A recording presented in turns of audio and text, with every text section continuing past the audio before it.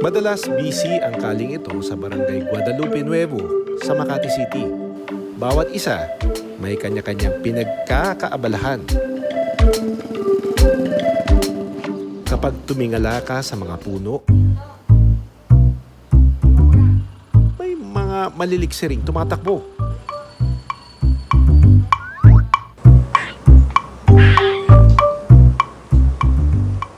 Patalon-talon sa mga sanga.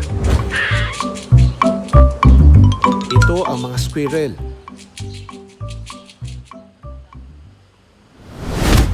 Nakatutuwang tignan pero unti-unti nang nagiging peste sa mga kabahayan.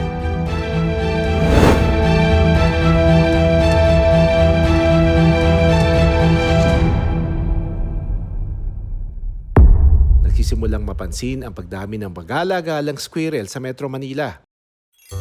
Marami ang naaaliw sa kanilang cute na itsura. Tuwing umaga o kaya'y papalubog ang araw, Pandalas silang tumatambay dyan, mga nginain, mga prutas.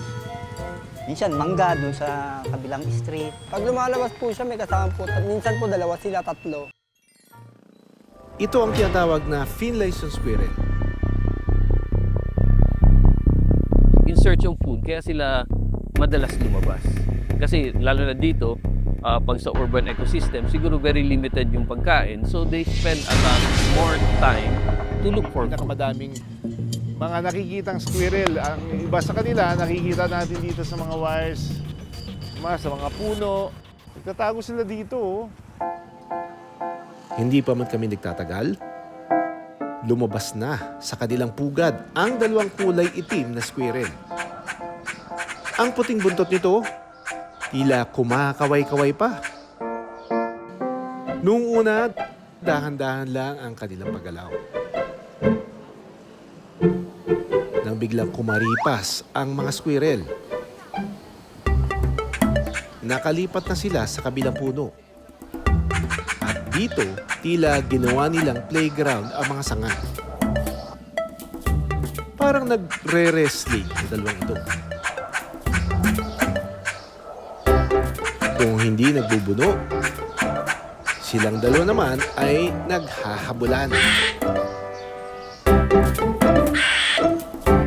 Patalon-talon lang sila sa mga sanga na tila hindi alintana ang panganib. Nang mapagod sa paglalaro ang Finlayson squirrels, ang sunod nitong tinarget, agahan. Una nilang pinunteriya ang mga bulaklak ng African tulip tree o sirit-sirit. Kahit manipis ang sanga, hindi ito alintana ng squirrel. Malasap lang ang matatamis na bulaklak. Ang isa sa mga squirrel, nagpakitang gilas pa. Kumakain to habang nakatiwari. Bukod sa mga bulaklak, busy rin ang squirrel na ito sa pagngata ng kamatsili sa kabilang puno. Nang mabusog, bumalik ulit ito sa kanyang dungga. Kahit manipis ang kable ng kuryente, mabilis pa rin nakakatulay ang squirrel pabalik. Compared sa ating native squirrel, diurnal siya. So ibig sabihin, sa umaga siya active. Hindi native sa Pilipinas sa mga Finlayson squirrel. Native siya Southeast Asia, Myanmar, Cambodia, Thailand, Laos, yung mga areas kung saan siya native. Nadala siya dahil sa pet trade, so dahil di ba cute siya, maganda tingnan, and gusto nila siguro yung mga nag-aalaga or nagka-interest na mag-alaga nung pet na yon, eventually nakawala siya probably sa kanilang enclosure. So naka-establish yung squirrel ng kanyang population dito sa area, kaya sila dumadami. Itinuturing ito na invasive species at may negatibo manong epekto sa mga hayop na natural nang naninirahan sa bansa. Pag nag-introduce ka ng isang exotic species, so wala siyang natural predator. So wala siyang natural control. Magko-compete siya sa wildlife. So there's a potential na maging predator din siya that will, again, affect yung mga native natin na mga wildlife. Sa Parañaque City, hindi na raw natutuwa ang mga residente sa perwisyong dala ng mga squirrel. naabutan namin ang isang squirrel na tumatawid sa kable ng kuryente. At may bitbit pa itong insekto.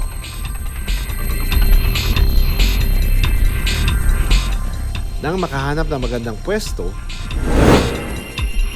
unti-unti niyang nilantakad ang baon.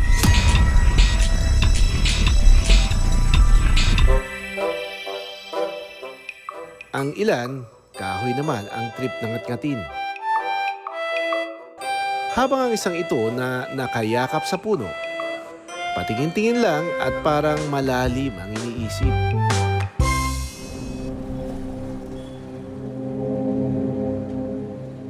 Mukhang inosente man ang mga squirrel na ito, hindi raw naging maganda ang karanasan ng mga residente sa kanila. Kung dati raw ay yumayabong pa ang mga tanim na prutas ni Jimmy, ngayon, nasa puno pa lang ay nabubulok na ang mga ito. Parati, kinakain yung mga fruits ng mga trees ko eh. What they do is just eat a piece. Kasi ilipat sa kabila, kakain ng konti, ilipat sa kabila. Mayroon ding lugar kung saan ang paborito naman nilang ngatngatin, kable ng kuryente.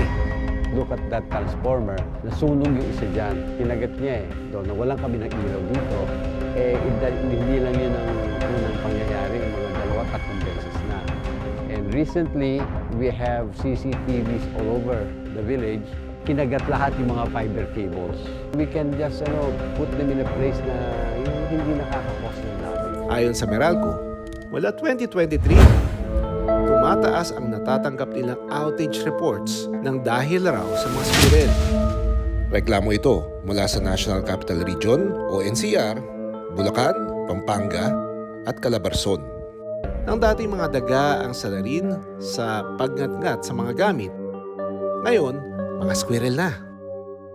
Ang Finlayson squirrel kasi, kapamilya niya yung mga daga. So ang karakteristik kasi ng mga rodents, yung ngipin nila sa harapan na 4, continuous kasi yan na tumutubo. Kaya kailangan nilang magngat-ngat to sharpen and to prevent yung overgrowing ng kanilang incisors. Anything na hard space na pwede nilang ngat-ngatin, ginangat-ngat talaga nila.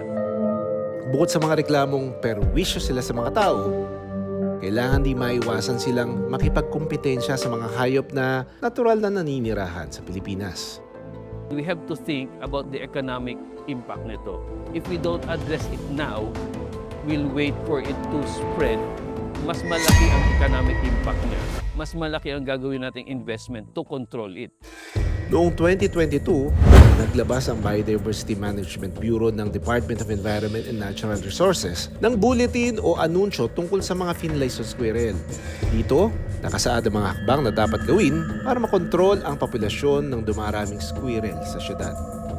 Ang purpose or objective is para sila ay ma-eradicate at matanggal na sila sa ating natural ecosystem dahil unang-una, hindi sila natural na bahagi ng ating ekosistema dito sa Pilipinas. At yun nga, nakita natin na sila ay nakakapinsala. Dapat nating itong i-dispose in a proper way, a humane manner. Ang aming advice sa publiko ay pwede naman nilang i-trap, pero ito ay i-report, ito turn over sa Wildlife Rescue Center dito sa Quezon City para ma-ensure natin na yung kanilang proper na disposal. Hindi iniendorso ng DNR na gawing mga alaga ang Finlayson squirrel. Pero kung may matrap sa kabahayan, huwag na itong hayaan pang lumabas at i-turn over na lang sa mga kinaukulan. Mabigat ang batas sa pagdating sa pagpapakawala ng invasive species sa ibang lugar. May parusa ito na aabot sa 8 taong pagkakakulong at multa na aabot sa 5 milyong piso. Ayon na rin sa Republic Act 9147 o ang Wildlife Resources Conservation and Protection Act. Sino ba naman ang hindi maaaliw kung ang mga hayop na madalas na sa TV o pelikula lang makikita, nasa mga puno at kable ng kuryente na sa syudad? Pero ang pagdami ng mga Finlayson squirrel, indikasyon ng nagbabadyang mas malaking problema. Ang banta sa pag-aagawa ng pagkain at teritoryo sa mga squirrel na talagang atin. Maraming salamat sa panonood ng Born to be Wild. Para sa iba pang kwento tungkol sa ating kalikasan, mag-subscribe na sa GMA Public Affairs YouTube channel.